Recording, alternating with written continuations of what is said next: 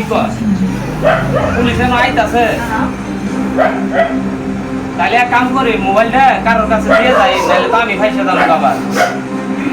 মোবাইলটা ওই জন্য চাষা আছে চাষারে দিয়ে যাই না তো আমি ভাইসা যাবো গা